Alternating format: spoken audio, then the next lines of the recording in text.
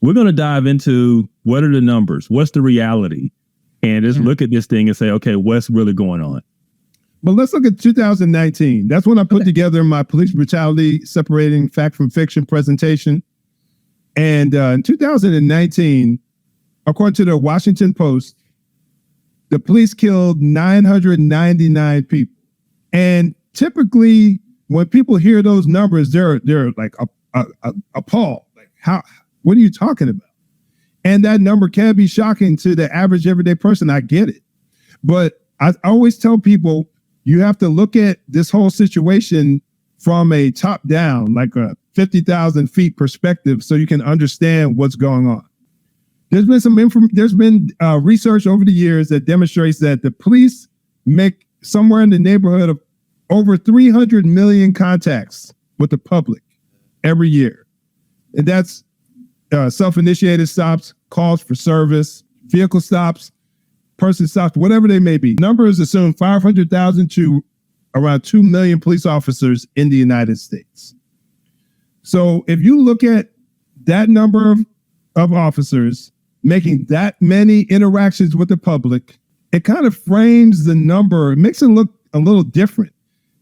It helps us understand that it's really not as bad as people try to make it out to be, that the police are out there running and gunning and shooting and killing everybody. Now, if you'd say back 50 years ago, back in the 60s and 70s, there was an argument to be made that the cops were out there killing up folks, not left and right, but at a dramatically higher rate than it goes down these days. So when you look at it like that, when you see how many contacts the police make, understanding that they kill roughly 1,000 people every year. And yes, there are criminals out there. There are people out there who murder thousands. I think in 2021, somewhere around there might have been around 17,000 murders in the United States total. If you figure how many people are out there committing violent acts to where when they come in contact with law enforcement, they may not want to cooperate, it makes things a little more feasible, a little easier to understand why the cops may kill to the extent that they do. So if we understand that helps us understand the entire conversation. And again, 2019, 403 of those people that the police killed were white. 250 were black, 162 Hispanic, 143 were unknown as of when the data came out, and then 41 were other. Let's focus on the fact that 250 of them were black.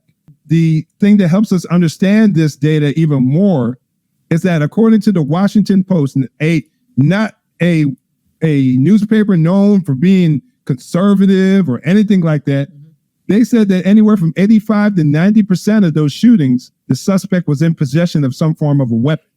85 to 90% of all of these, the suspect had a weapon, whether they were in a vehicle, uncooperative, or putting someone else at risk, a knife, a blunt object, a gun. You don't typically hear that MSNBC host we're referencing earlier, and we hopefully will get into as the show progresses. You don't hear them bringing up this information. They say certain terms, they bring up a certain amount of data just to poke and prod and get people angry. You see what they're doing to us? Mm-hmm. This is why this is why I hate the police. This is why I don't trust the police. This is why black folks run, or they justify running, because they look at how many of us are killing.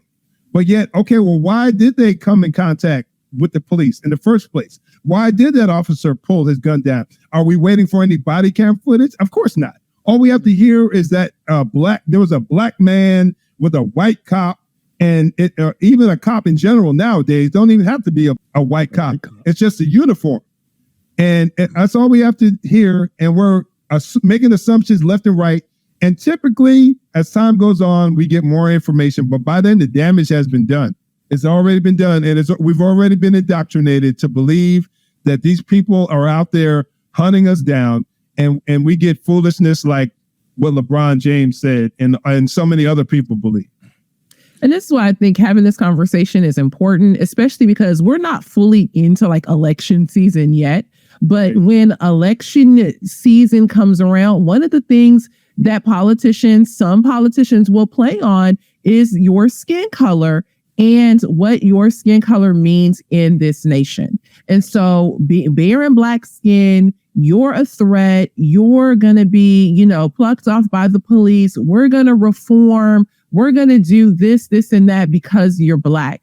And so that just continues to rile up this conversation of the police are hunting me down. I'm a victim. I'm not going to, be safe if I get pulled over in a police stop and all that. And so we want to have this conversation now to get the data out there, to be ahead of what's coming, because we don't want our emotions to be what drives us.